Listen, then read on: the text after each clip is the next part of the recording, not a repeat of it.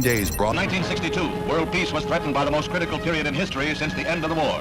Red puppet Castro and the Russians turned Cuba into an island fortress, and U.S. planes spotted missile installations aimed at key points in the Western Hemisphere.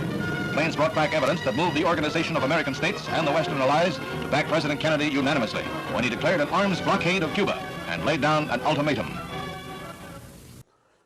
International relation और geopolitics में world war second और उसके बाद के impacts को ignore नहीं किया जा सकता। जैसे ही वर्ल्ड वॉर सेकेंड ख़त्म हुआ, दुनिया के अंदर एक नया वॉर शुरू हो गया था जिसे कहा जाता है कोल्ड वॉर। कोल्ड वॉर जिन दो सुपर पावर्स के बीच में हुआ था वो थे यूएसए एंड यूएसएसआर।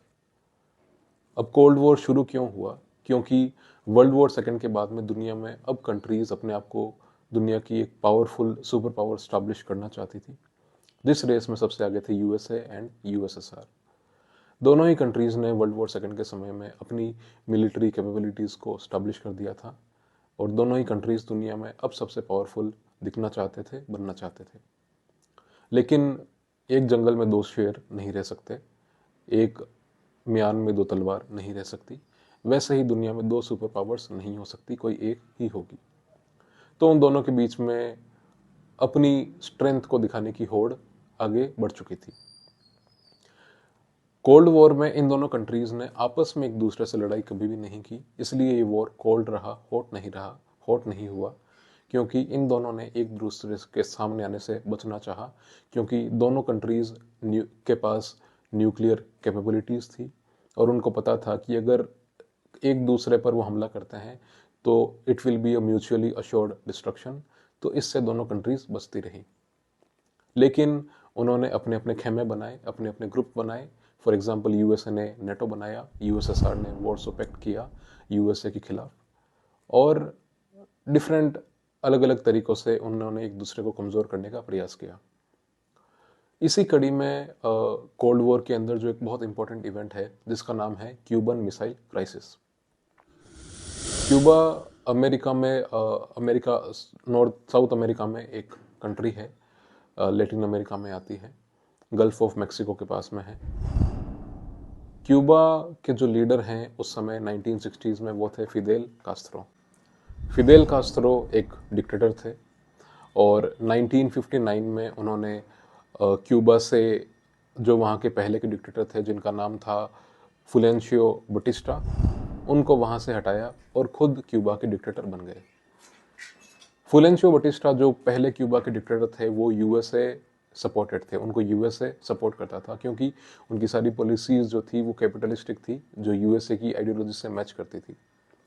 लेकिन जैसे ही फिदेल कास्त्रो क्यूबा के डिक्टेटर बने, उन्होंने डायरेक्टली ये एक्सेप्ट तो नहीं किया कि वो कम्युनिस्ट है, बट उनकी जो पॉलिसीज़ थी, जो क्यूबा के अंदर रिफॉर्म्स थे, वो कहीं ना कहीं कम्युनिस्ट आइडियोलॉजी से मेल खाते थे। फॉर एग्जांपल उन्होंने लैंड रिफॉर्म्स किए, उन्होंने यूएस कंपनीज़ को नेशनलाइज किया and many other things.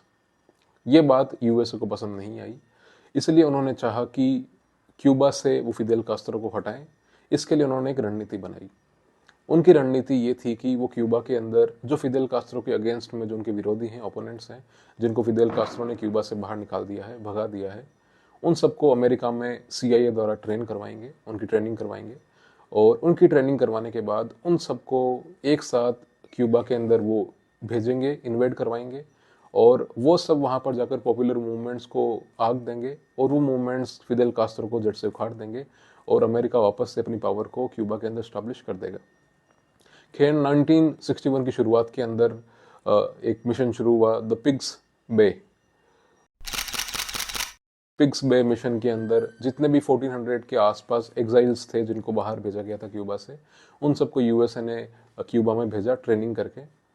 But that mission failed terribly, क्योंकि जैसे ही वो सारे लोग क्यूबा के अंदर गए, फिदेल कास्त्रो ने उन सबको या तो मरवा दिया या उन सबको पकड़ लिया और जेल में सबको भिजवा दिया। और सरप्राइजिंगली यूएस के लिए एक शौक था कि उन सब जितने भी इन्वेडर्स थे उनका सपोर्ट क्यूबा के लोगों ने नहीं करा। Majority was with Fidel Castro, they were liking his policies, they were supporting his policies. तो यूएसए का यह मिशन यहाँ पर फेल हो गया था। Surrounded him, engulfed him, clutched and clawed him. Fidel, our liberator, they roared. Fidel, our savior. It was January 1959. अब जैसे ही the pigs bay mission fail हुआ, यूएसएसआर ने क्यूबा के अंदर अपनी मिलिट्री प्रेजेंस और बढ़ा दी, उनको सपोर्ट करना और शुरू कर दिया। अब वाई यूएसएसआर वो सपोर्टिंग क्यूबा? उसका सबसे बड़ा रीजन ये है कि अमेरिका ने यूएसएसआर के पास में टर्की और इटली के अंदर अपनी जुपिटर मिसाइल्स वहां पर लगाई थी। Jupiter missiles long range nuclear missiles होती है, अराउंड 2500 किलोमीटर के आसपास उनकी रेंज थी। तो यूएसए ने अपनी जुपिटर मिसाइल्स टर्की और इटली पर वहां पर उन्होंने भेज रखी थी, वहां पर उन्होंने उनको स्टैब्लिश किया हुआ था, उनका बेस बनाया हुआ था कि अगर कभी फ्यूचर में न्यूक्लियर वॉर होता है तो वो डायरेक्ट रशिया पर वहां से अटैक कर सकते, because it was closer to Russia. इसी को काउंटर करने के लिए, बैलेंस ऑफ पावर स्टैब्लिश करने के लिए यूएसएसआर ने भी क्यूबा में अपनी न्यूक्लियर मिसाइल्स भेजने का प्लान बनाया, क्योंकि क्यूबा यूएसए का जो स्टेट है फ्लोरिडा, वहां से जस्ट अराउंड 100 माइल्स 90 माइल्स के डिस्टेंस पे था। 1962 14 अक्टूबर को एक बड़ा इवेंट होता है, इंपॉर्टेंट इवेंट। अमेरिका का एक U2 प्लेन एक सर्विलेंस प्लेन होता है बेसिकली, जहां पर उस पर मिसाइल्स या आर्म्स नहीं लगी होती, उस पर कैमरास लगे होते हैं जो बेसिकली स्पाई प्लेन होते हैं। तो 14 अक्टूबर 1962 को U2 प्लेन अमेरिका का क्यूबा के आसमान के ऊपर उड़ रहा था। वो बहुत ऊंचाई पे उड़ता है, तकरीबन 70,000 फीट की ऊंचाई पर, इसलिए उनको कोई लोकेट ना कर सके, देख ना पाए। और उस समय रडार सिस्टम वगैरह भी इतना अच्छा वर्क नहीं करता था। तो 1962 14 अक्टूबर को जब U2 प्लेन क्यूबा के आसमान के ऊपर उड़ रहा था, उन्होंने वहां से पिक्चर्स क्लिक करी।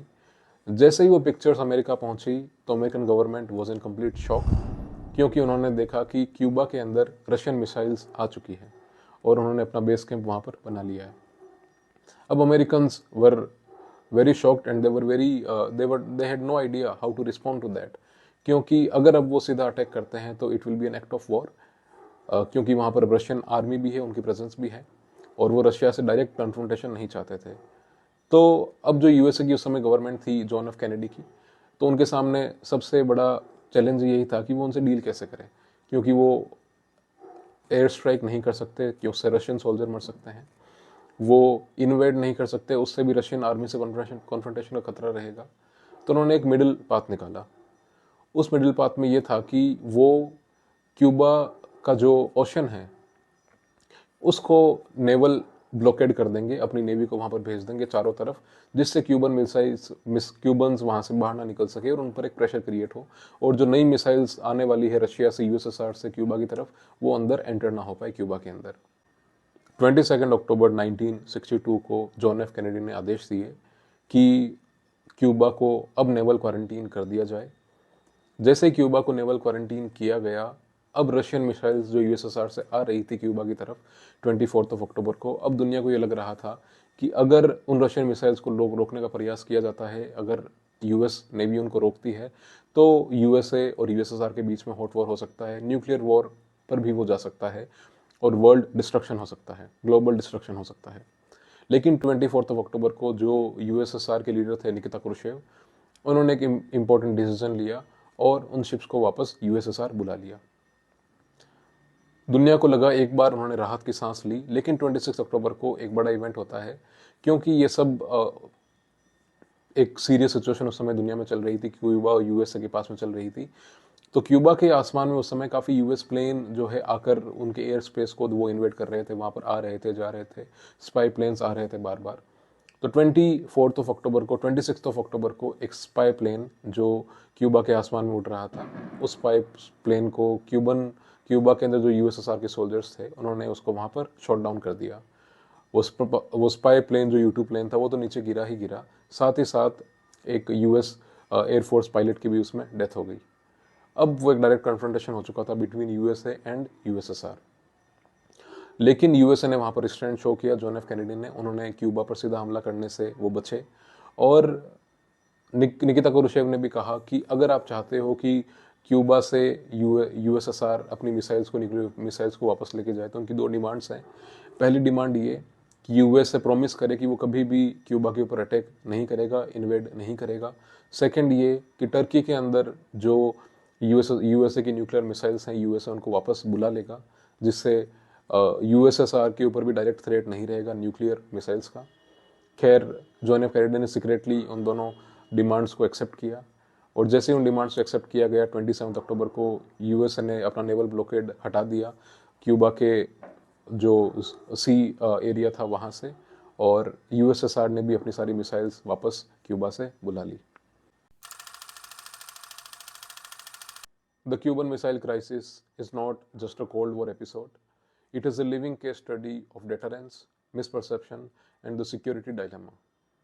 It teaches us that international politics is not driven only by power, but by fear, communication, and human judgment. That is why this crisis remains one of the most important lessons in world politics.